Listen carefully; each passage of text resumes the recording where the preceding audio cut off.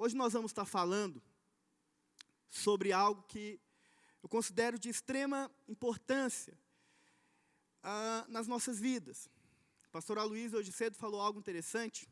Ele falou exatamente sobre essa questão do cursão do CTL, que a diferença que você nota para aqueles irmãos que às vezes eles começam ali o semestre, já viu? Quando entram na sala do cursão, entram na sala do CTL ou talvez do seminário, e o fim, né, é uma diferença muito grande de quando você começa e quando você termina. Nitidamente você percebe que houve na vida daquela pessoa uma transformação. Então, quando você conversa com alguém que fez o cursão, que fez o CTL, que fez um desses cursos, que realmente foi instruído pela palavra de Deus, você percebe o quanto ele foi transformado, o quanto ele foi realmente mudado. Por quê? Porque a palavra de Deus ela tem o poder de nos transformar. Amém, meus irmãos? A palavra de Deus nos transforma, ela nos muda. E é por isso que nós somos uma igreja que preza tanto pelo ensino da palavra, que preza tanto pelo ensino dessas verdades. Mas você sabe uma coisa interessante? Que não é só uma questão de prezar pelo ensino.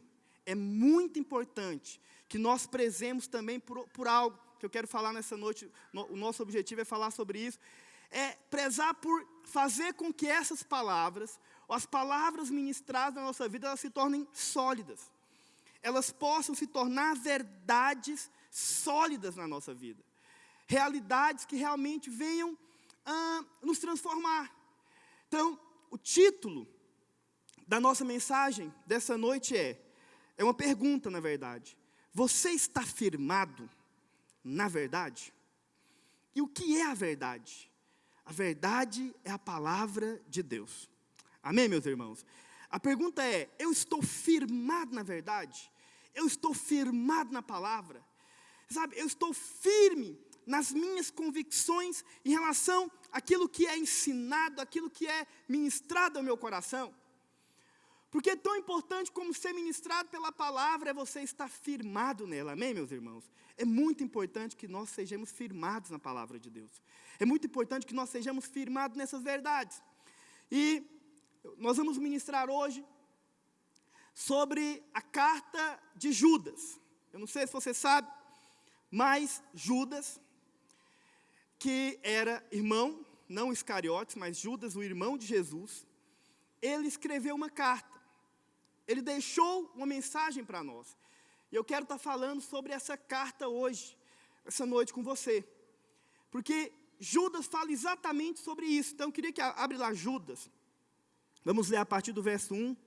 Então Judas só tem um capítulo, então Judas 1:1. Abre para mim, por favor. E eu quero que você acompanhe comigo a leitura. Judas 1:1. Olha o que diz a palavra de Deus. Acompanhe comigo a leitura. Judas, servo de Jesus Cristo e irmão de Tiago. Sabe uma coisa interessante? É que esse Judas aqui, ele é o irmão de Jesus, amém? Mas é interessante que ele não se apresenta como irmão de Jesus. Ele não usa desse título. Jesus teve 2 irmãos, diz a Bíblia. Um deles era Judas e o outro era Tiago. Em relação a Tiago, ele se coloca como irmão, tá vendo? Mas em relação a Jesus, ele se coloca como o quê? Como alguém que é servo. Porque essa é que é a verdade. A grande verdade é que nós somos o quê? Servos do Senhor. Percebe o que eu estou falando?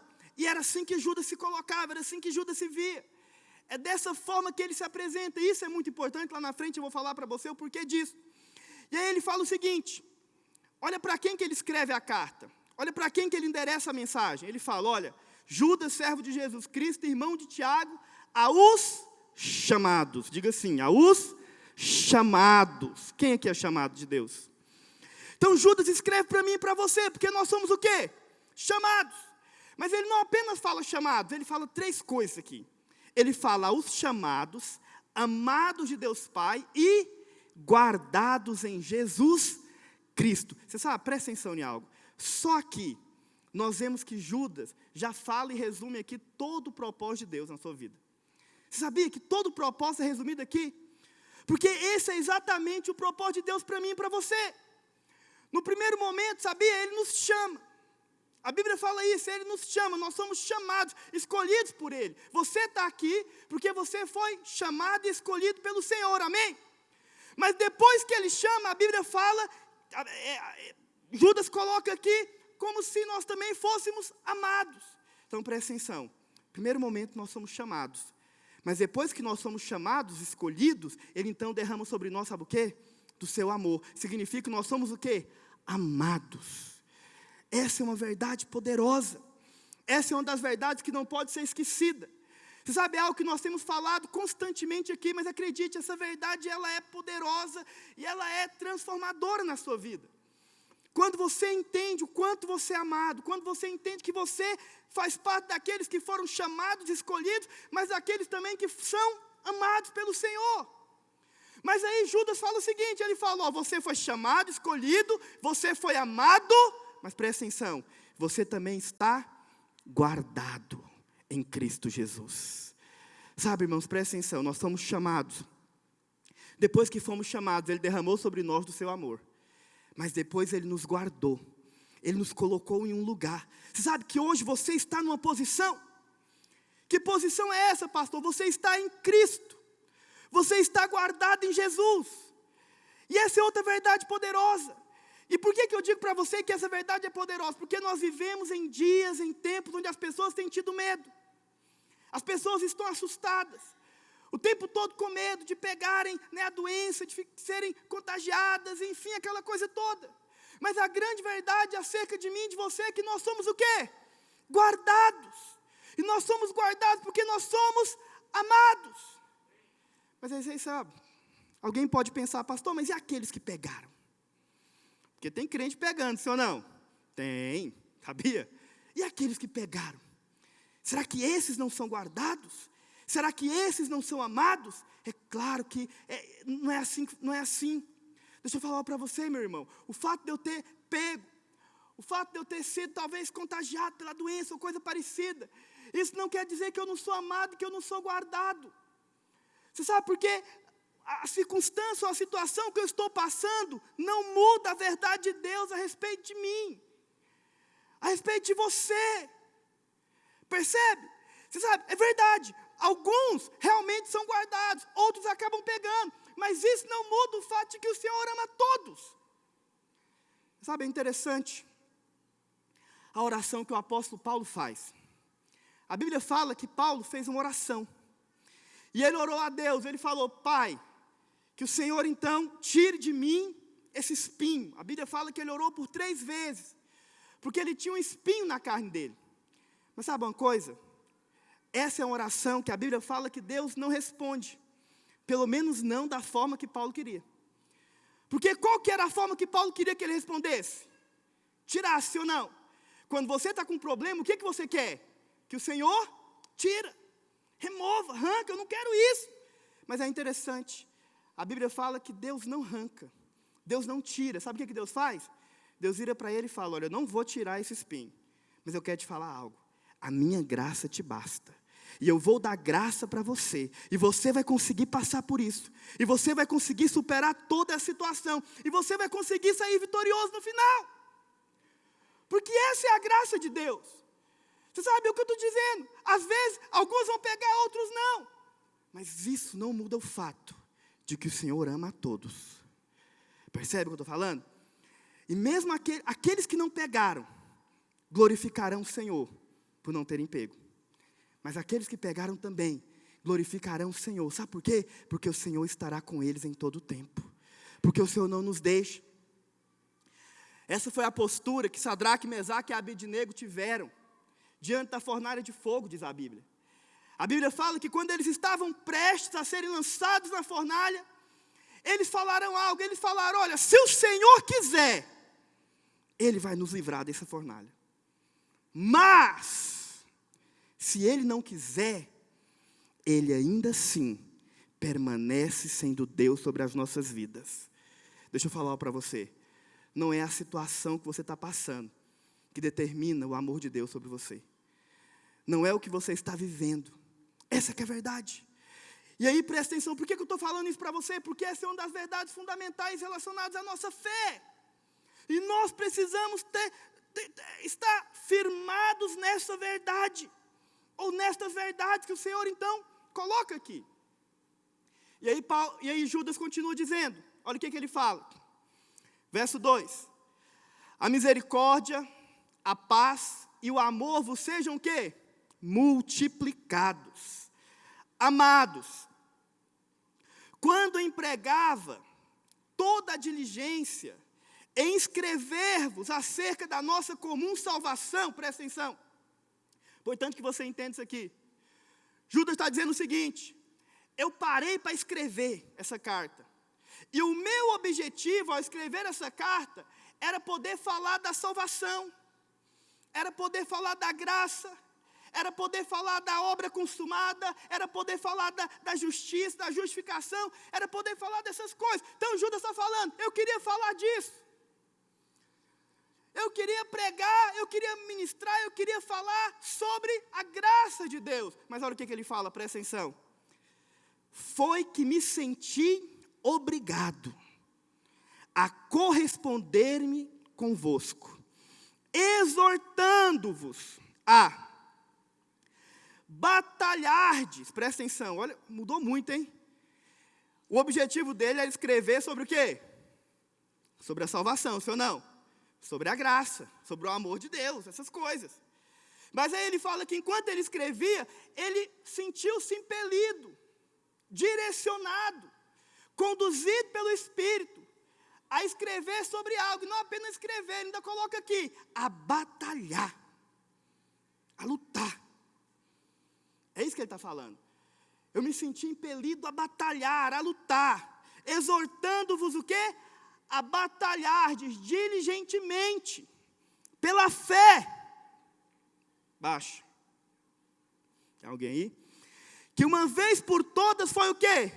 Foi entregue aos santos. Presta atenção, isso aqui é importante que você entenda.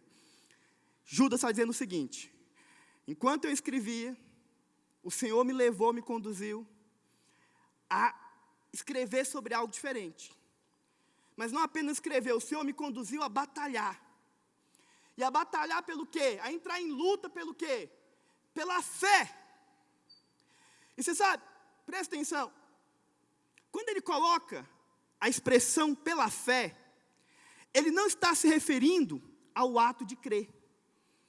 Não é sobre isso que ele está falando. Ele está se referindo aqui sobre a doutrina. A fé, aquilo que nós cremos. Então o que Judas está dizendo é o seguinte, eu me vi impelido a escrever para vocês sobre a importância de você batalhar por aquilo que você crê. Você batalhar por aquilo que você tem convicção. Então presta atenção. Eu preciso falar isso para você nessa noite. Você sabe, presta atenção. Há momentos na nossa vida que nós temos que nos levantar, nos posicionar para batalhar pelaquilo que nós cremos, pela nossa fé. Sabia disso? Você sabe, é interessante, porque eu não preciso de batalhar por mim, sabia? Eu não preciso de guerrear por mim. Eu não preciso de me defender, eu tenho quem me defenda. Então, quando, às vezes, falarem contra você, quando falarem mal de você, ou se levantarem contra você, deixa eu falar para você, não se defenda. Você não precisa de se defender. Sabe por quê? Porque você tem um defensor. Você tem alguém que justifica você. O Senhor nos justifica, Ele nos defende, essa é que é a verdade. Mas é interessante que, por outro lado, quando alguém se levanta contra aquilo que nós cremos, quando alguém se levanta contra aquilo que nós pregamos, haverá momentos, presta atenção, em que nós vamos ter que nos levantar, sim, para defender a nossa fé. Sabia disso? Terá momentos que você vai ter que se posicionar em Deus, em favor daquilo que você crê.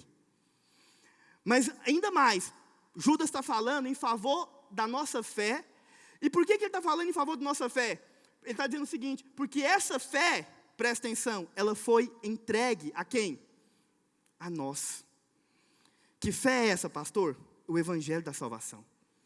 A graça de Deus. Aquilo que nós cremos. Aquilo que nós cremos é algo que nós temos que, muitas vezes, nos levantar, nos posicionar para defender. Para não aceitar que, às vezes, pensamentos discordantes venham em relação àquilo que nós temos pregado. Mas quando eu falo isso, presta atenção, eu não estou falando de que eu tenho que defender achismos, doutrinas de homens ou coisas parecidas, não. Nós temos que nos posicionar em relação à palavra de Deus, a verdade da palavra. Essa é que é a verdade. E é disso, presta atenção, que Judas está falando. Que nós, às vezes, vamos ter que nos levantar para defender a nossa fé, para defender aquilo que nós cremos, para defender essas verdades. Verso 4. E ele continua. Olha para você ver. Por quê que Judas escreve isso, pastor? Vou explicar para você. Pois certos indivíduos, presta atenção, se introduziram, entraram de maneira sorrateira aqui no nosso meio. É isso que ele está dizendo. Pessoas entraram no meio da igreja. E ele fala o seguinte: pessoas com dissimulação, dissimulados, hipócritas. Sabe, que tem uma aparência de piedade. Porque acredite em mim, presta atenção, nós vivemos uma era, infelizmente, muito assim no nosso meio. De pessoas que são dissimuladas. De pessoas que pregam, mas pregam o que os outros querem ouvir. Pregam, mas eles não são a favor da verdade. Eles são a favor do que as pessoas querem ouvir. Entende? Porque acredite, existe um tipo de palavra que as pessoas querem ouvir, que as pessoas gostam de ouvir. E infelizmente muitos acabaram entrando por esse caminho, de não pregarem a verdade da palavra. Mas sabe, acabam se vendendo. E pregando apenas coisas que as pessoas querem ouvir, gostam de ouvir. Mas sabe, deixa eu falar para você. Aqueles que são a favor da verdade, da palavra de Deus, eles não podem pregar apenas aquilo que às vezes é agradável ao ouvido das pessoas. Porque nem tudo que nós pregarmos, acredite em mim, vai ser de fato agradável aos ouvidos. Entende o que eu estou falando? E quando nós pregamos de fato a verdade da palavra, às vezes ela vai incomodar sim. Existem coisas que incomodam. Mas aí muitos acabam se levantando, posicionando, não, mas não podemos pregar essas coisas dessa forma. Podemos pregar desse jeito. Você sabe? Certa feita eu ouvi uma história muito interessante. O pastor Luiz que contou ela. Um tempo atrás eu ouvi ele contar essa história. Tinha um pastor nosso, de fora, de uma igreja associada à Vinha, que ele, em determinado momento, ali da igreja, né? Ele viu a necessidade de pregar contra o ocultismo, contra seitas, né? E principalmente na época ele decidiu pregar contra a maçonaria. Mas ele tinha um problema. Sabe qual que era o problema? A igreja dele estava cheia de maçom. Porque não sei se você sabe, mas o maçom ele tem que ter uma religião. Então tem maçom que acredita, é crente. E estava cheio de maçom lá. E ele começou a pregar contra a maçonaria, e pá, aquela coisa toda. E aí, ele conta que os irmãos, que eram os maçons da igreja, eram os irmãos mais ricos da igreja. E eram aqueles que realmente, vamos dizer assim, né, falar bem rasgado, pagavam a conta. E aí aconteceu que eles se reuniram com o pastor, pediram uma assembleia, uma reunião com o pastor. E falaram: pastor, nós achamos que o senhor tem que mudar um pouco o que o senhor está pregando. Cuidado com aquilo que o senhor anda falando. O senhor tem que lembrar quem é que paga seu salário. Aí aquele pastor muito sábio falou: ok, vou orar a respeito do que vocês estão me dizendo. E aí chegou no culto, ele foi pregar, ele fez algo, ele disse: olha, é o seguinte, quero dizer algo para vocês. Eu tomei uma decisão de baixa oração, o Senhor me conduziu a algo. Quero falar para a igreja que a partir de hoje, eu não recebo mais salário da igreja. Decidiu, não vou mais receber salário. Ele falou: porque se é para pregar o que o Espírito Santo me manda pregar, e eu ter liberdade para pregar, então eu prefiro assim. Então ele decidiu abrir mão do salário, mas ele fez algo, ele é sábio. Ele falou: porém, a minha conta, pediu para projetar a conta dele, pessoal, a minha conta está aqui. Eu vivo disso, eu sou pastor. eu não tenho trabalho, vou continuar pregando, vou continuar pastoreando. Se Deus colocar no seu coração, no final do mês, de você depositar algo na minha conta, para que eu possa sustentar minha família, você não é obrigado, só se você quiser. Amém? Ele então fez isso. E aí, os meses foram passando, nada mudou, ele continuou pregando o que ele tinha que pregar. Os maçons pediram uma nova reunião com ele. E aí os maçons reuniram com ele e falaram: pastor, não é bom, pastor, né, com um ministério tão grande como o seu, né, uma igreja tão grande, não ter salário, isso é feio para nós. Nós queremos que o senhor mude de ideia. Aí ele falou o seguinte, ele falou: agora eu tenho que pensar. Ele falou: por que eu tenho que pensar? Porque eu tenho que ver se compensa. Sabe por quê? Porque depois que eu abri mão do salário da igreja, meu salário, eu estou recebendo 10 vezes mais do que eu recebia antes. Sabe por quê? Porque ele entendeu algo, que quem pagava o salário dele, não eram aqueles irmãos, era Deus. Deixa eu falar para você, meu irmão, se é para pregar o que Deus te manda pregar, não se venda. Não se venda a outros. Sabe, não prega apenas aquilo que as pessoas querem ouvir. Nós temos que pregar a verdade. E o que Judas está falando é o seguinte: esses indivíduos entraram no meio da igreja, dissimulados, hipócritas, que só pregam o que as pessoas querem ouvir, não pregam a verdade. Os quais, desde muito, foram antecipadamente pronunciados para esta condenação. Olha o que Judas está falando: homens ímpios. Porque você sabe, eu sei que às vezes nós temos uma ideia de impiedade, que a impiedade tem a ver com pessoas que são pecadores, mas não. O ímpio é aquele que não faz a vontade de Deus. O ímpio é aquele que sabe a vontade de Deus, conhece a vontade de Deus, mas não sabe, ele opta por fazer outra coisa. É o que ele está dizendo, homens ímpios. E aí presta atenção, olha o que ele fala: que transformaram em libertinagem a graça do nosso Deus. Você sabe, olha o que Judas está falando. Ele está dizendo que eles pegaram a mensagem da graça e transformaram essa mensagem em quê? Libertinagem. Você sabe, a palavra transformam aqui, é interessante, o significado dela. Porque o significado dela aqui não é metamorfos. Não tem a ver com a metamorfose, como nós estamos acostumados a ver quando a palavra transformação aparece na Bíblia. Mas a palavra, no grego aqui, é metatiteme, que não significa uma transformação, uma mudança, uma metamorfose. Mas o significado dela é como se fosse uma troca. Então, houve uma troca. O que ele está dizendo é o seguinte: eles trocaram, eles mudaram. Talvez a expressão, para nós aqui, usar uma expressão mais popular, é o famoso vira-folha. Já viu o vira-folha? Aquele que troca de time. Quando o time está perdendo, ele vai torcer para o outro. É o desleal. É aquele que você não pode contar. Então o que ele está dizendo é o seguinte: eles simplesmente mudaram. Eles simplesmente trocaram. Pegaram a graça de Deus e trocaram por outra coisa, que não é a graça de Deus. Infelizmente é isso que muitos fazem. Pegam a graça e querem transformar a graça no quê? Libertinagem. Usam da graça, às vezes, é como se a graça, ou a mensagem que nós temos pregado, fosse, sei lá, autorização para sair pecando, e não é. Porque você sabe, em relação à graça, existem 2 tipos de erro. Um erro é esse aqui, é transformar ele em libertinagem. Mas é interessante, abre para mim Gálatas, capítulo 1, verso 6. Gálatas 1, 6. Depois nós voltamos para aí. Você sabe, Paulo usou a mesma palavra aqui. Olha o que ele está dizendo. Isso aqui é Paulo falando aos Gálatas. Admira-me que estejais passando tão depressa daquele que vos chamou na graça de Cristo para outro evangelho. Presta atenção. A palavra, volta lá. A palavra passando aqui é a mesma palavra usada lá em Judas, quando ele fala sobre transformam. É o metatiteme, que significa troca. Agora, você sabe, há uma diferença aqui.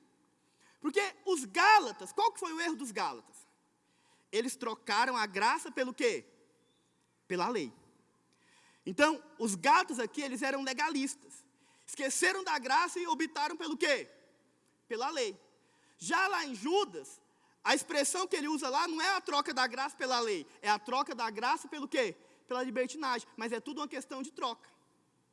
Então, em relação à graça, existem dois erros que as pessoas cometem. Ou elas viram legalistas, transformam legalista e trocam pela lei, que foi o que aconteceu com os Gálatas, quem está entendendo o que eu estou falando? Ou elas transformam a graça no quê? Libertinagem, autorização para sair pecando. E a graça, na verdade, não é nada disso. Mas sabe o que é pior? É que quando você troca a graça, quando você deixa de crer na graça, na verdade, você está tirando Cristo do lugar. Tirar a graça, olha para mim, é tirar Cristo. E aí nós temos que ter muito cuidado. Você sabe, é muito ruim quando pregadores usam muitas vezes do púlpito para pregarem palavras que são seculares, que são muito mais focados nas coisas dessa vida do que na graça.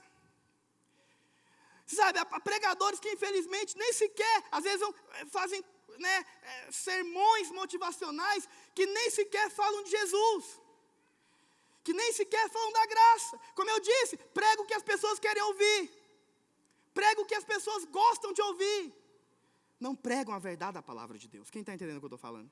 Ou seja, tiraram Cristo do lugar. Cristo deixou de ser o centro, Cristo deixou de ser a mensagem, Cristo não está mais ali. É por isso que, presta atenção, é sobre isso que ele está falando. Mas aí, isso é interessante. Vai lá para o verso 11. Volta para Judas, versículo 11. Você sabe? E aqui Judas fala para nós algo. O que ele está dizendo agora? Ele começa a mostrar quem são essas pessoas. E ele nos dá 3 características daqueles que trocaram a graça, presta atenção, trocaram Cristo pela libertinagem. E ele diz o seguinte, olha o verso 11, ai deles.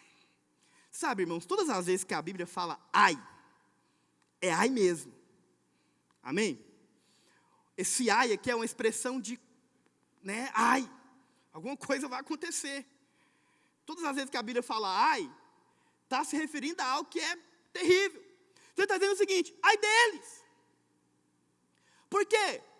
Porque eles precisam de mudar, porque eles precisam de transformar, porque eles precisam de voltar a Cristo, voltar à graça, voltar à mensagem da graça. E aí ele fala o seguinte, Judas agora fala, quem são essas pessoas?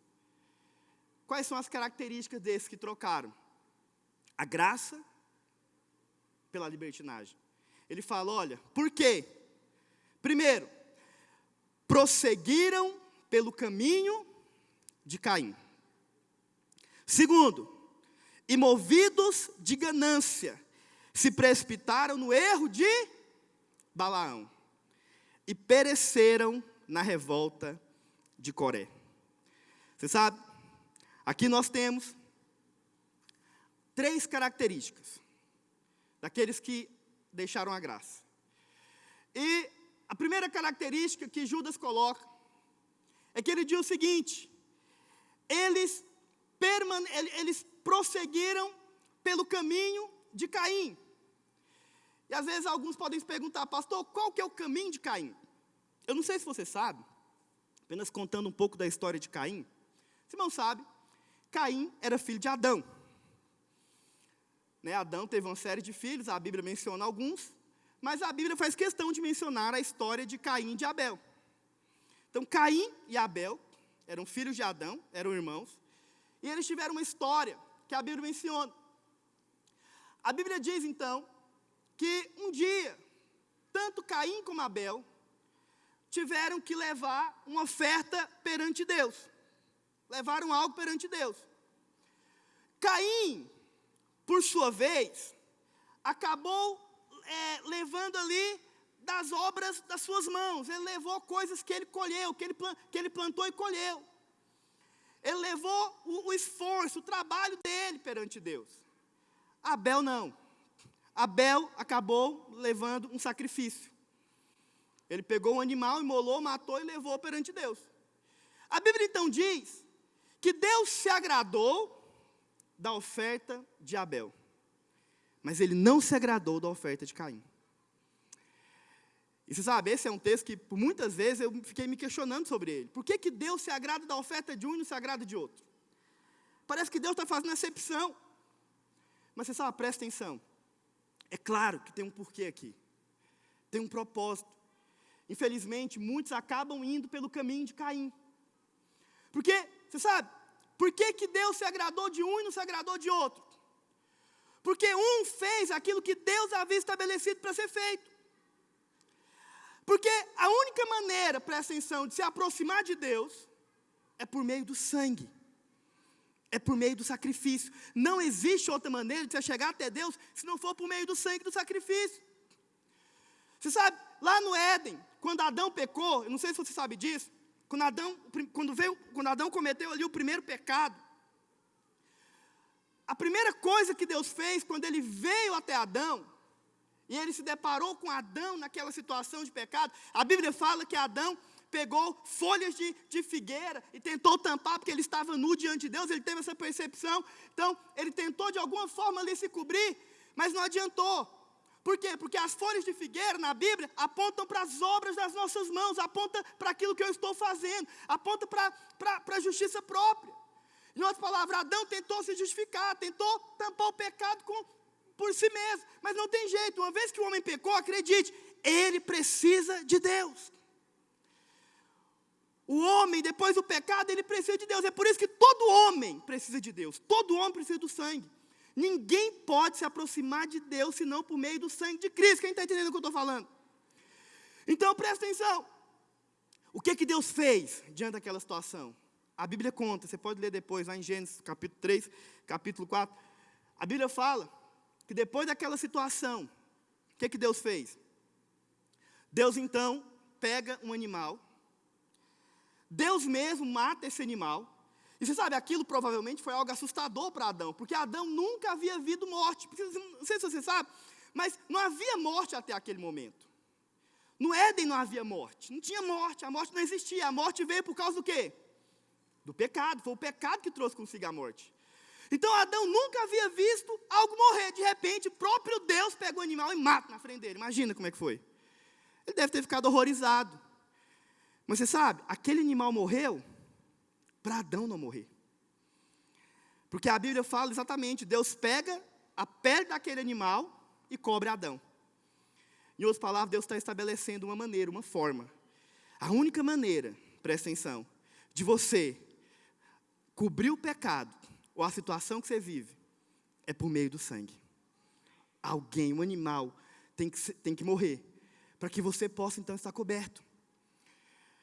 Qualquer atitude diferente disso é chamado na Bíblia de justiça própria. É o homem tentando se aproximar de Deus. Então presta atenção, voltando para Caim e para Abel. Por que então que Deus aceitou a oferta de Abel e não de Caim? Porque Abel fez foi pelo caminho certo. Abel fez o que Deus havia estabelecido. Deus falou, tem que ser sacrifício, tem que ter sangue. Ok, Abel fez, mas Caim não. Caim representa aqueles que querem se justificar por si mesmo. Pode deixar que eu resolvo, já viu? Pode deixar que eu consigo, eu dou conta. Ô irmão, deixa eu falar para você, acredite em mim, ninguém dá conta. Essa que é a verdade. E sabe, aquelas pessoas que tentam vencer o problema do pecado sozinhas. Eu sei porque eu já fui assim. Tentava resolver o meu problema, minha situação. Sabe, sempre que eu pecava, eu ficava fazendo, sabe quando você peca, aí eu ficava, agora nunca mais eu vou pecar. E fazia votos diante de Deus. Quem já fez isso? Não precisa levantar a mão, não. Sabe, votos, nunca mais eu faço isso. No outro dia eu estava fazendo de novo. Sabe, porque eu tentava fazer do meu jeito. Tentava me mudar, me transformar. Sabe, tentava usar métodos. Já viu métodos para mudança? Meu quarto, irmãos, era cheio de versículo sobre santidade. Já viu? Não esqueça que você é santo. Consagrada, acredite, não adiantava, porque era tudo que é obra humana, era eu tentando me mudar, tentando me transformar, tentando fazer, e quanto mais eu fazia, mais condenação eu trazia sobre mim, até o dia que eu entendi, que só tem um jeito. Sabe qual que é o jeito? Cristo, Jesus, o sangue dele. É quando você então reconhece que você não dá conta, reconhece que você é incapaz, reconhece que lutando contra o pecado sozinho você não vai resolver nada. E aí você clama pelo sangue de Jesus. E ele então vem e faz, sabe, e faz no seu lugar. Ele age em seu favor. O problema de Caim era esse. Tentou fazer, tentou se justificar, tentou fazer por si mesmo. Abel, por sua vez, não. Abel entendeu, reconheceu. Abel percebeu que a única forma de se achegar a Deus era por meio do quê? Era por meio do sacrifício. Era por meio do sangue. Era quando aquele sangue, então, era derramado e ele cria. Porque você sabe, quando você vai por meio do sangue, você está dizendo o seguinte: Senhor, eu sei que eu não consigo, eu sei que eu não dou conta, eu sei que não tem jeito de me aproximar de Ti por mim mesmo. Eu sei que eu jamais vou agradar o Senhor na minha força. Por isso, eu clamo pelo sangue na minha vida. Oh, irmãos, não existe outra forma de você chegar até Deus. A única maneira de você chegar até Deus, deixa eu falar para você, é por meio do sangue. Sabe, no Antigo Testamento era assim que funcionava. No Antigo Testamento, existiam algumas ofertas que eram oferecidas. E você sabe, realmente, alguém pode falar: pastor, mas lá em Levítico, a Bíblia fala que tinha uma oferta que era chamada oferta de manjares, onde não era oferecido sangue, era oferecido vinho e pão, era oferecido ali o trigo, verdade. Mas sabe uma coisa interessante? A oferta de manjares, ela só podia ser oferecida depois que o holocausto era oferecido. O holocausto era exatamente o sacrifício. Você só pode oferecer a oferta de manjares, que é a comunhão, depois do holocausto. Depois do sangue derramado. Quem está entendendo o que eu estou falando? Sem sangue não há remissão de pecados. Essa que é a verdade. Então a Bíblia fala que Deus se agradou de um, não se agradou de outro. E sabe uma coisa? A Bíblia não menciona de que maneira que Caim ficou sabendo como que Deus não se agradou da oferta dele. Mas é interessante porque existe algo na palavra de Deus que você vai ver, que todas as vezes que sangue era derramado, todas as vezes que o holocausto era oferecido, lá no livro de Levítico, diz a Bíblia, quando o holocausto era oferecido, algo acontecia. O fogo de Deus vinha e consumia o quê? A oferta, o sacrifício, o holocausto. Ou seja, a ira, o fogo ali, a ira de Deus vinha e consumia aquela oferta. E aquela oferta então era recebida por Deus como aroma agradável. Presta atenção. Mas a Bíblia também menciona que havia momentos onde o fogo consumia as pessoas. Quando? Quando era oferecido fogo estranho. Quando não era o tipo de fogo de Deus. Você sabe, embora a Bíblia não fala, nós acreditamos em algo. Porque como que Caim ficou sabendo que a oferta dele não tinha sido aceita? Porque provavelmente o fogo de Deus veio, mas ele veio só sobre a oferta de Abel. Então é bem capaz que naquele momento Caim tenha olhado para o lado e poxa vida, por que o fogo só vem ali, não vem aqui também? Por que Deus só se agrada daqui, não se agrada de mim? Sabe por quê? Porque você está tentando fazer do seu jeito. Porque você está tentando fazer na sua força. Isso acontece muitas vezes, irmãos. Às vezes, você fica se perguntando: por que a célula do irmão tem tanta gente? Por que as pessoas vêm para aquela célula? Por que tem fogo aqui e não tem aqui? Acredite. Na maioria das vezes é porque eu estou tentando fazer na minha força. E o outro, na verdade, ele não está tentando fazer na força dele. O outro, ele está dependendo da graça. Ele entende que não tem nada a ver com ele. Ele é aquele que chega e fala: não tem nada a ver comigo, Deus vem. Sabe, por muito tempo, eu acreditei nisso. De que eu era o sacrifício. Já viu isso? Você é o sacrifício. Eu lembro de uma música que nós cantávamos. E o sacrifício sou eu. E eu chorava. Deixa eu falar para você uma coisa, meu irmão. Nós não somos o sacrifício. Sabe por que nós não somos? Porque o sacrifício já foi feito, já foi dado há 2000 anos atrás. E no dia em que aquele sacrifício se ofereceu, o fogo veio sobre ele, para que não precisasse mais vir sobre você. Sabia disso? Mas muitos ainda acham que eles são um sacrifício. E querem depender do próprio sacrifício. Eu tenho que me sacrificar. Não. Você não tem, sabe por quê? Porque alguém já fez. Porque o sacrifício já foi feito. O que tinha que ser feito já foi feito. Hoje o que eu faço? Eu desfruto da obra consumada. Eu desfruto daquilo que ele fez por mim. A ira veio sobre ele, para que nunca viesse sobre mim. Essa que é a verdade. Esse foi o erro de Caim, perdão. Caim queria ser o sacrifício. Abel falou, eu não quero não. Eu não quero, porque eu não vou dar conta desse negócio. Então quer saber, eu vou pegar um animal e vou oferecer ele no lugar. E porque esse animal morreu, eu creio que o Senhor está aceitando o sacrifício dele para mim. E eu agora posso simplesmente desfrutar do sacrifício dele. Eu sei que isso que eu estou falando para você são verdades muito poderosas. E elas precisam ser entendidas com muita oração, acredite. A graça, eu sei que para muitos a graça é coisa de novo convertido. Deixa eu falar para você, não é. A graça é alimento sólido. Para nós entendermos ela, nós temos que orar muito. Irmãos, eu ouço da graça há muitos anos. E agora que eu estou tendo, sabe, uma visão dela. Essa que é a verdade. E é exatamente disso que nós temos falado constantemente. Não é o meu sacrifício, mas o sacrifício dele. Então, a diferença entre Caim e Abel foi essa.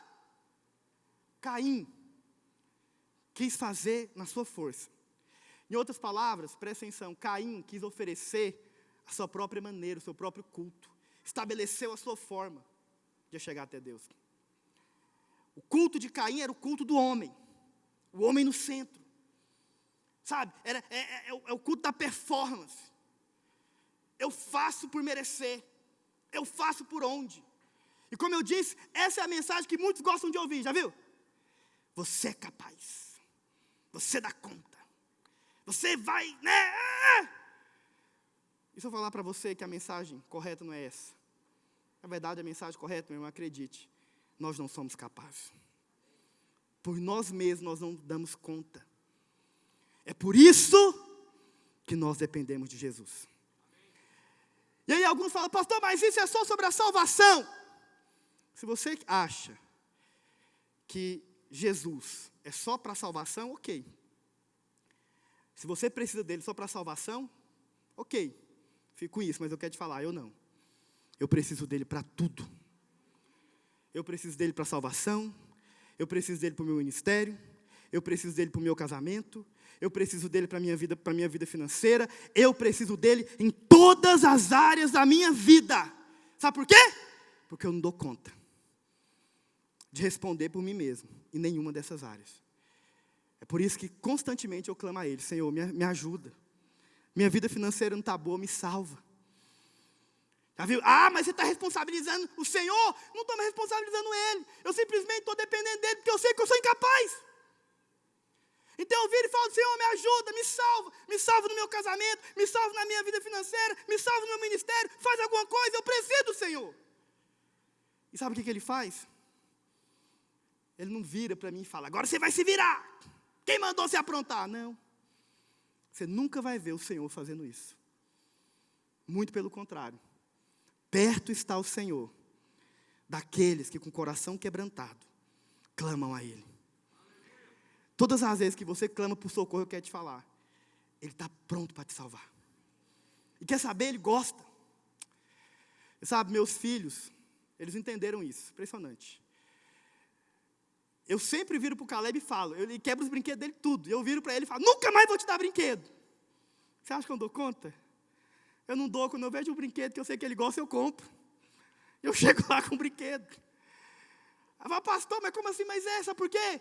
Porque eu não consigo. Eu sei que todas as vezes que eu dou um brinquedo para ele, ele se alegra, ele fica feliz. E eu fico muito mais feliz quando eu vejo ele feliz com aquele brinquedo. E a Bíblia fala que eu sou mau. Sabia que eu sou mau? Mas eu que sou mau, consigo dar boas dádivas para os meus filhos, mesmo quando eles aprontam, quanto mais o vosso Pai Celeste. Porventura, Ele não te dará todas as coisas? O que você tem que fazer? Pedir. Mas eu aprontei, não interessa, pede. Sabe uma coisa interessante? É que a Bíblia fala que Deus se agrada da oferta de Abel. Mas a Bíblia não menciona em nenhum momento a performance dos dois. Não é porque um fez bem, não é nada. A Bíblia não fala sobre o caráter de Caim ou o caráter de Abel. Sobre a performance de Caim ou a performance de Abel. Simplesmente, Abel foi aquele que entendeu: eu preciso do Senhor na minha vida, eu preciso da tua graça em todas as áreas da minha vida. Eu estou aqui oferecendo o sangue, o sacrifício, porque eu preciso. E muitos às vezes não experimentam, por quê? Porque ainda estão tentando fazer na sua força. Presta atenção.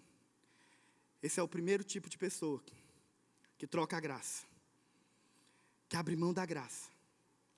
Mas é interessante, porque a Bíblia também fala sobre outro tipo de pessoa. E o segundo exemplo que Judas nos dá é Balaão. Ele fala que alguns foram pelo erro de Balaão. Aí você pergunta: pastor, quem foi Balaão? Os irmãos sabem, Balaão era um profeta mercenário. Ele era alguém que gostava de ganhar dinheiro com o seu ministério. Ele cobrava para isso. E ele era muito conhecido como aquele que, quando falava, acontecia. Já viu? Se ele abençoasse, a bênção chegava. Mas se ele amaldiçoasse também, meu amigo, o trem ficava feio. Então ele era conhecido, ele tinha essa fama. E a Bíblia então fala que o rei Baraque, com medo, porque o povo de Deus, os irmãos sabem, Israel estava pelo deserto, perambulando pelo deserto 40 anos, e um dos lugares que eles passariam era ali pela terra de Baraque. Baraque então pensou: esse povo vai passar aqui, esse povo é muito grande, é numeroso, eles vão tomar meu reino. O que Baraque fez? Baraque contrata Balaão. E ele fala: Balaão, você vai amaldiçoar esse povo. Foi exatamente isso que ele fez. Porque você sabe, Balaão representa duas coisas aqui. Primeiro, Balaão representa o profeta mercenário. Aquele que quer lucrar com o ministério, no sentido de ser ganancioso. Porque é isso que Balaão representa. Como eu disse, aqueles que pregam que as pessoas querem ouvir com o fim de receberem alguma coisa em troca. Então esse era Balaão. Mas por outro lado, Balaão também representa aqueles que acham que podem amaldiçoar. E aí, por que Balaão acreditava que Deus ia ouvir a maldição dele? Porque você sabe, irmãos, o povo de Israel, os irmãos sabem, eles estavam passando pelo deserto porque eles tinham acertado, sim ou não? Não. Eles não acertaram, eles fizeram o quê? Erraram. Eles foram incrédulos diante da promessa. E por causa disso, agora eles estavam o quê? Perdidos no deserto. Então o que Balaão pensou? Esse povo, Deus está irado com eles. Já que Deus está irado, quando eu abrir a boca, vai ser tudo consumido. E é exatamente isso que ele pensa. Porque você sabe, presta atenção, esse é o erro daqueles que vão pelo caminho de Balaão, ou cometem o erro de Balaão. Eles pensam que porque alguém errou, Deus agora está irado com você. Deixa eu falar para você, Deus não está irado conosco. Pastor, mas eu errei. Deus não está irado. Deus não está irado com você, em momento nenhum. Não fique com medo da maldição. Não fique com medo do que as pessoas vão falar, vão dizer. Abre para mim Números, capítulo 23, verso 7. Números, presta atenção nisso aqui. Então proferiu a sua palavra e disse: Balaque me fez vir de Arã, o rei de Moabe, dos montes do Oriente. Vem e amaldiçoa-me a Jacó. Vem e denúncia a Israel. Verso 8, presta atenção no verso 8, olha para mim.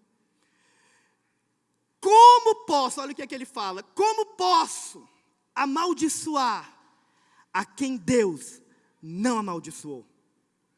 Como posso denunciar a quem o Senhor não denunciou. A Bíblia fala que por 3 vezes Balaão tentou abrir a boca para amaldiçoar o povo de Deus. Sabe o que aconteceu? Ele não conseguiu. A única coisa que ele conseguia fazer, sabe o que era? Abençoar. Sabe, há tantos de nós que temos medo, porque erramos, falhamos, e olha, o povo de Deus tinha errado, é verdade. Eles falharam. O erro que eles cometeram foi terrível, de fato, mas nem por isso Deus agora os havia amaldiçoado, nem por isso Deus agora os havia abandonado. Tem pessoas que pensam isso, mas eu errei, eu falhei, Deus me abandonou. Deus nunca te abandona. Deus nunca te deixa. Ele estará com você em todo tempo, em todo momento, mesmo quando você errar, eu quero te falar, Ele estará lá.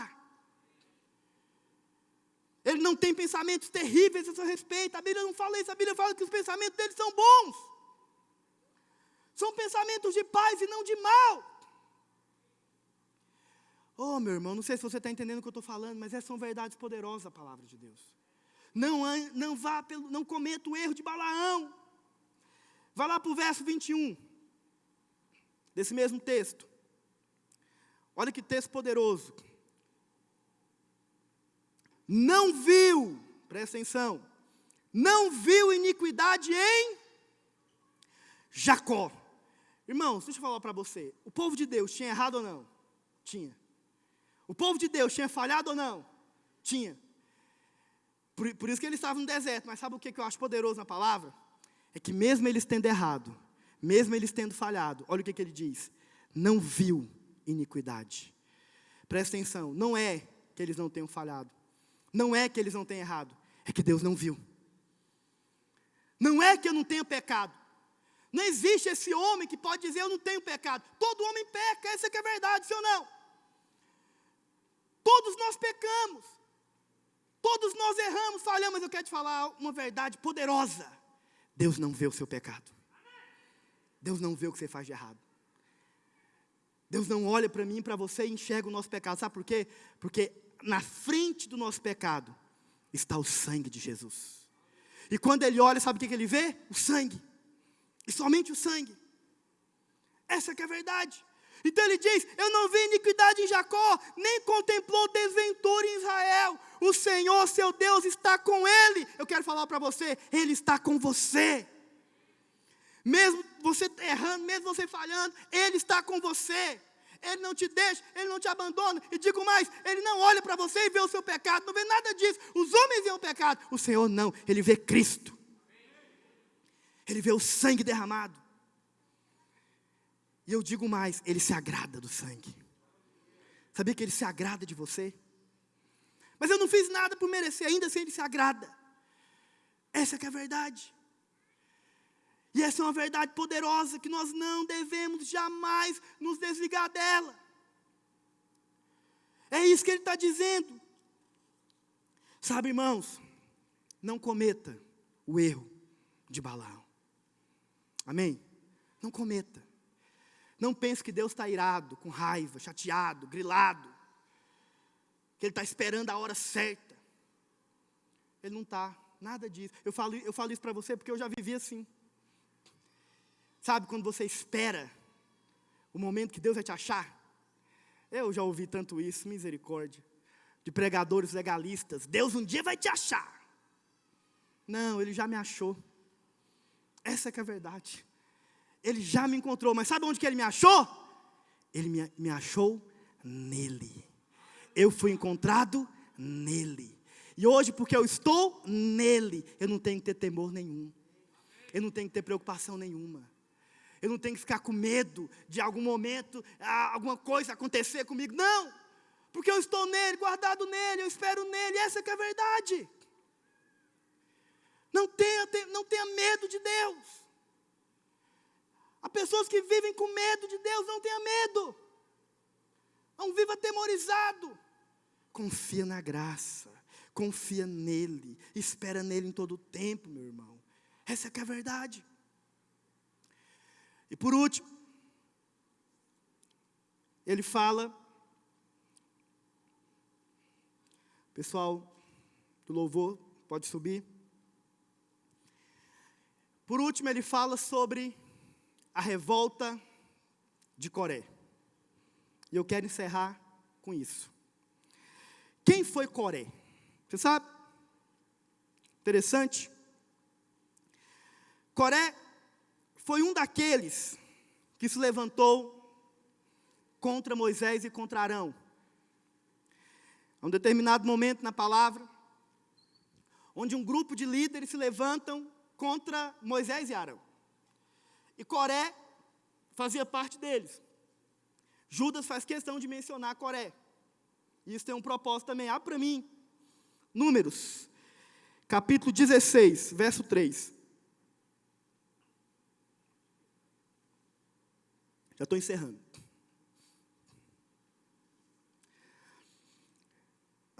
Números 16, 3. E se ajuntaram contra Moisés e contra Arão, e lhes disseram: basta, pois toda a congregação é santa, cada um deles é santo, e o Senhor está no meio deles. Por que, pois, vos exaltais sobre a congregação do Senhor? Você sabe, o que eles estão falando aqui não é errado, sabia? É certo. O Senhor está no meio de todos, amém? E todos são santos. Mas você sabe, presta atenção. É muito importante que nós saibamos algo. Não basta falar o que é certo. Tem que falar no espírito correto. Eles até falaram o que era certo, mas o espírito era errado. Sabia? Porque eles foram movidos aqui por ciúme. Por que Coré se levantou contra Moisés e contra Arão? Porque Coré tinha ciúme de Moisés e Arão. E sabe qual que era o ciúme deles? Porque os descendentes de Coré também eram levitas. E eles estavam enciumados porque eles pensaram o seguinte: poxa, por que Deus... Então, por que Arão e Moisés pensam que Deus só fala por meio deles e com eles e aquela coisa toda? Mais uma vez, porque aqui existe um princípio espiritual. E o princípio aqui, presta atenção, é o princípio do representante. Deus decidiu, na sua soberania, que a maneira dele lidar conosco seria por meio de um representante. Esse representante era o sacerdote, o sumo sacerdote. O primeiro foi Arão, depois seus descendentes, seus filhos. Então no Antigo Testamento, presta atenção, a forma de se chegar a Deus era por meio de uma pessoa, esse sumo sacerdote. A Bíblia fala que hoje nós temos um sumo sacerdote eterno, que é quem? Cristo. Da mesma forma, presta atenção, que no Antigo Testamento a forma de se aproximar de Deus, de ter comunhão com Deus, era através de um sumo sacerdote. Hoje nós nos aproximamos de Deus também por meio do nosso sumo sacerdote, Cristo. Somente por meio dele. É por isso que ele fala: eu sou o caminho, a verdade e a vida. Ninguém vem ao Pai senão por mim. Você sabe, o erro deles aqui é o seguinte: por que Coré, qual foi o erro de Coré? Coré está falando o seguinte: eu quero me aproximar de Deus por mim mesmo. Eu quero me aproximar de Deus pelos meus feitos. Eu não preciso de ninguém. Eu não preciso que alguém interceda por mim. Eu não preciso que alguém vá no meu lugar. Presta atenção, isso é um erro grave. Porque o meio pelo qual o Senhor estabeleceu a nossa comunhão, a nossa aproximação, foi por meio de um sacerdote. Infelizmente, muitos abrem mão disso. São aqueles que querem se aproximar do seu jeito, da sua forma, não é verdade? Pelas suas obras, abrem mão de fazer por meio de Cristo. Mas acredite em mim, ninguém pode se chegar até Deus, senão por meio do Senhor Jesus. É por isso que a Bíblia fala que hoje nós estamos nele, sabia? Que você está nele. E quando você se achega até Deus, você se achega porque você está nele. É uma questão, presta atenção, estou encerrando. Não é uma questão de fazer ou deixar de fazer. É uma questão de onde eu estou. Sabia? Simples assim, onde você está? em quem você está. Porque quando eu estou nele, quando eu sou encontrado nele, achado nele, eu posso então me aproximar de Deus. Sem olhar, ou sem me atentar para qualquer coisa que seja minha. Sabia? Por isso que nós temos um sumo sacerdote eterno. Você sabe? É interessante isso. No Antigo Testamento, as pessoas viviam com medo. Por quê? Porque o sumo sacerdote era o representante delas. Então, por exemplo, como que a nação era aceita? A nação era aceita diante de Deus se o sumo sacerdote fosse aceito. Então vamos supor que nós temos um sumo sacerdote top, né? Faz tudo certinho, enfim. E aí ele era aceito diante de Deus. Uau! A nação estava abençoada. Mas podia acontecer do filho dele não ser assim. E aí se o filho dele não fosse assim, ele seria um problema. Você sabe, presta atenção. Hoje nós não temos esse medo. Sabe por quê? Porque o nosso sumo sacerdote, Cristo, o sumo sacerdote eterno, já foi aceito diante de Deus. Ele foi aceito. O sacrifício dele foi aceito. E porque ele foi aceito, nós somos aceitos também. Não existe, olha para mim, a possibilidade de Deus rejeitar você. Não existe. Ah, mas e tudo que eu aprontar? Ele não vai rejeitar você. Sabe por quê? Porque ele já aceitou o sacrifício eterno de Cristo. E por isso hoje ele aceita você. Você sabe, muitas pessoas perguntam: pastor, por que Deus escolheu Arão e não Moisés para ser o sumo sacerdote? Porque Moisés, irmão, sabe, era o libertador, sim ou não? Sabe, a Bíblia não fala, mas nós cremos em algo. Você pode descartar, se você não concordar, amém? É um achismo, mas que tem um fundo, né? Tem uma base para isso. Você sabe, a função do sumo sacerdote era o quê? Interceder. Você sabe o que é um intercessor? É aquele que se coloca no lugar, sim ou não? É aquele que é capaz de sentir. É aquele que é capaz de conhecer, ele consegue se compadecer do outro. Por que Deus escolhe Arão e não escolhe Moisés? Provavelmente, presta atenção, porque Moisés foi criado no Egito, a pão de ló. Moisés não era escravo. Moisés não sofreu, entende? Não, ele foi criado ali, muito bem criado, vamos dizer assim. Arão não. Arão foi criado no meio de quem? Dos escravos. Arão sabia o que era ser escravo. Então quando Arão intercedia, presta atenção, ele tinha conhecimento de causa.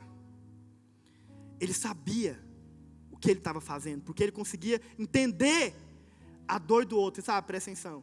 É por isso que houve um dia que Cristo teve que vir à terra e ser homem, como eu e você, para que ele pudesse sentir, para que ele pudesse entender. Sabe a diferença do nosso Deus para muitos deuses aí fora? É que o nosso Deus é o único Deus, acredite em mim, presta atenção, que é capaz de ter compaixão, que é capaz, sabe, de se comunicar, é capaz de entender. O nosso Deus nos entende, Ele nos compreende. Jesus nos entende, nos compreende, porque um dia Ele esteve aqui. E hoje Ele pode interceder por mim e por você diante do Pai. Porque Ele sabe muito bem o que nós passamos. Quem está entendendo o que eu estou falando? Ele sabe, a Bíblia fala que Ele era homem de dores. Sabe o que é passar por dores, por situações, por desafios. Ele conhece você, Ele entende você. Quando você recorre a Ele, eu quero te falar, Ele é um Deus próximo, Ele não é um Deus distante. Ele é um Deus que é capaz de quê? De entender, de compreender. Essa que é a verdade. Fique de pé onde você está. Você sabe? A última coisa que eu acho poderoso nisso que nós falamos é que a Bíblia fala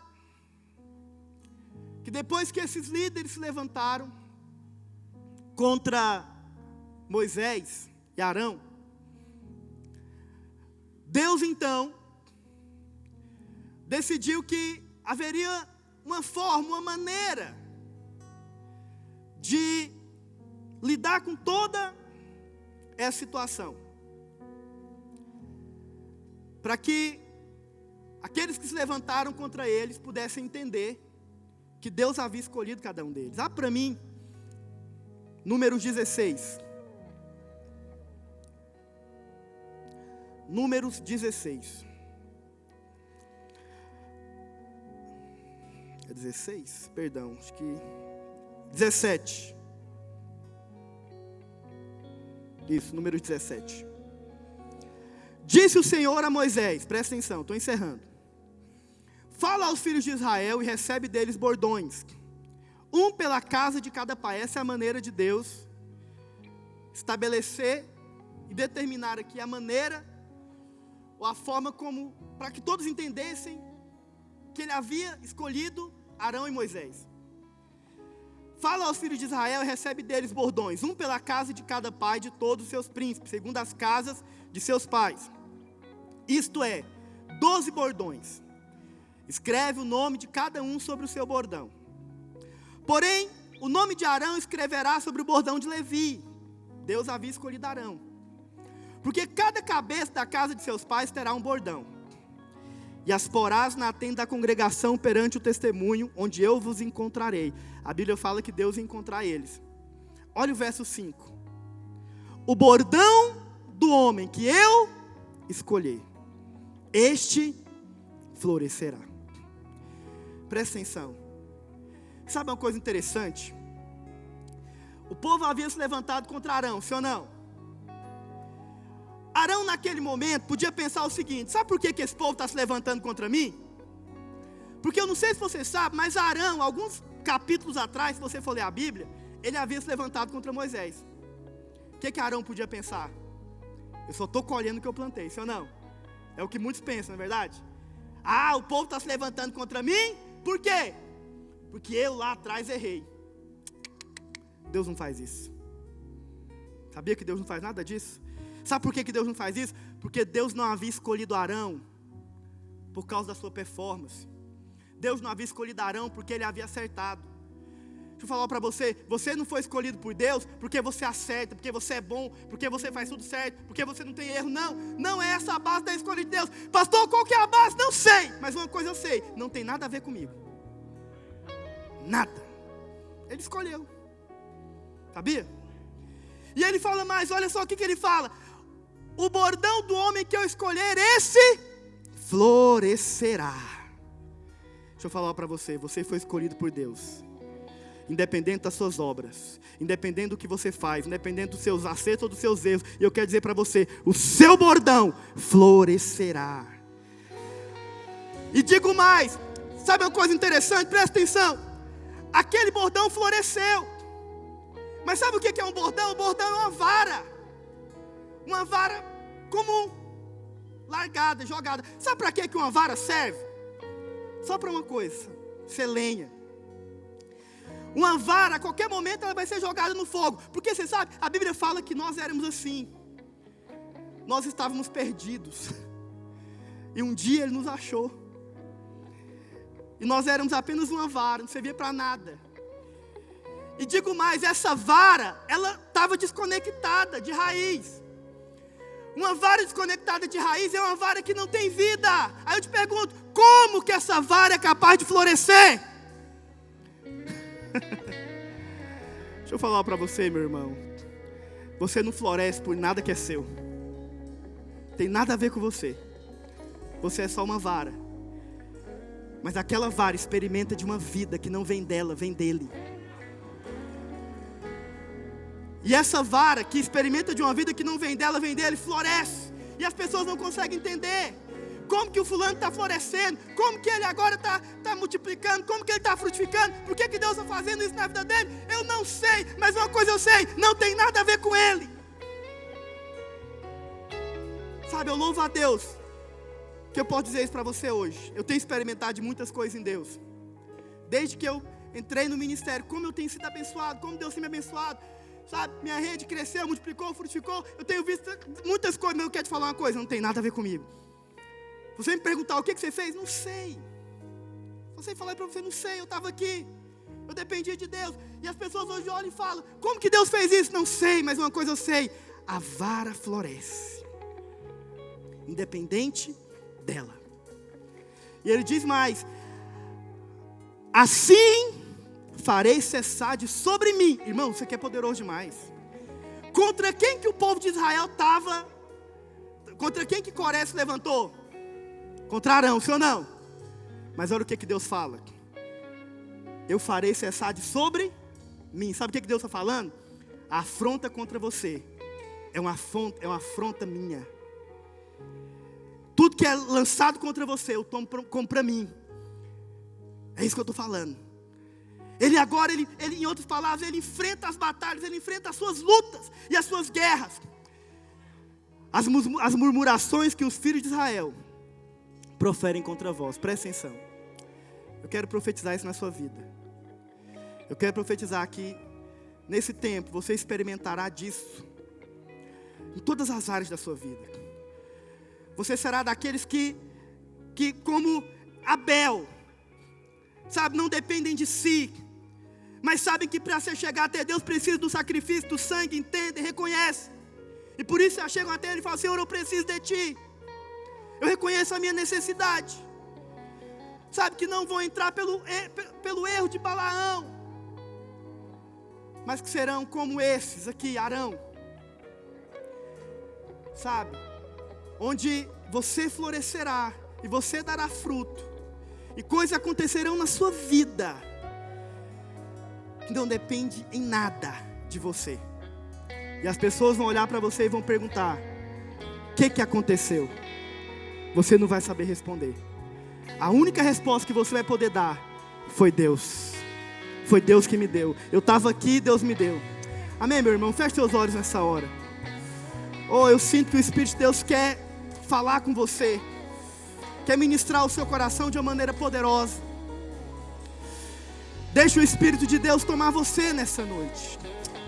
Oh, Pai, em nome de Jesus. Oh, Deus, eu oro por cada um dos meus irmãos aqui. Eu oro para que eles possam experimentar de graça e de favor abundante nas suas vidas. Oh, sim, oh Pai. Oh Deus, eles são encontrados em Ti, achados em Ti.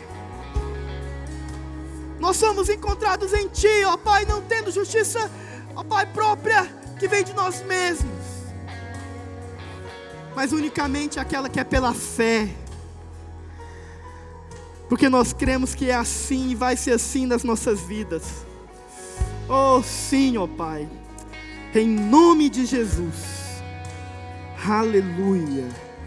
Glória a Deus. Amém, meu irmão? Aleluia. Glória a Deus. Sabe, que o Senhor abençoe a sua vida ricamente. Que você possa experimentar e desfrutar da graça e do favor imerecido do Senhor em todas as áreas da sua vida de forma abundante. Em nome de Jesus, aleluia. Nós estamos encerrados em nome de Jesus. Glória a Deus. Aleluia.